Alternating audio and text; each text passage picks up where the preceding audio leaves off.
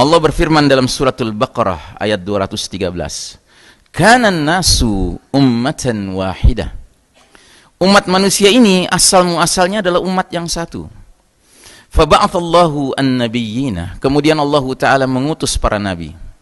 Jadi dari zaman ke zaman, dari negeri ke negeri, dari kaum ke kaum, Allah Ta'ala mengutus nabi-nabi Allah yang jumlahnya sangat banyak sekali. Para ulama mengatakan nabi-nabi Allah itu yang dikirim itu sampai total 124.000. Masya Allah.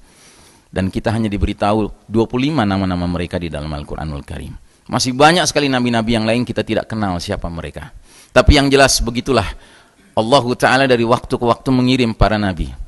Dan kita perhatikan di dalam ayat ini, ternyata para nabi ini punya 3 tugas. Sebagian besar kita tahunya hanya 2 tugas para nabi. Mubashirina wa munzirin. Para nabi ini diutus Allah untuk memainkan peranan sebagai pemberi kabar gembira dan pemberi peringatan. Kabar gembira apa?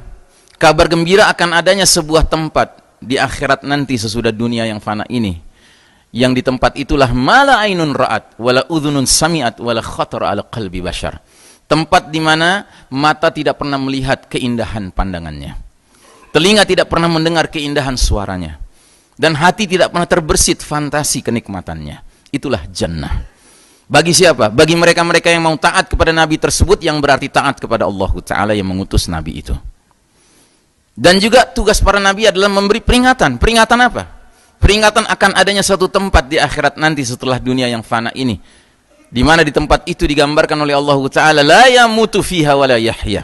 Manusia dikatakan hidup tidak, dikatakan mati tidak. Sengsara terus menerus, penderitaan dan siksaan terus menerus. Wa na'udzubillahi min dzalik, neraka. Bagi siapa? Bagi orang-orang yang durhaka kepada nabi itu, yang berarti durhaka kepada Allah yang mengutus nabi itu. Nah, sebagian besar kita umumnya tahu para nabi itu tugasnya hanya 2 ini.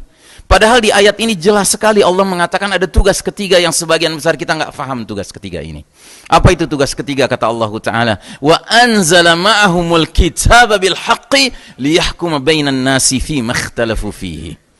Bersama para nabi-nabi itu, kata Allah Ta'ala, Allah turunkan sebuah kitab yang hak, yang benar. Tugasnya apa? Kitab ini fungsinya apa?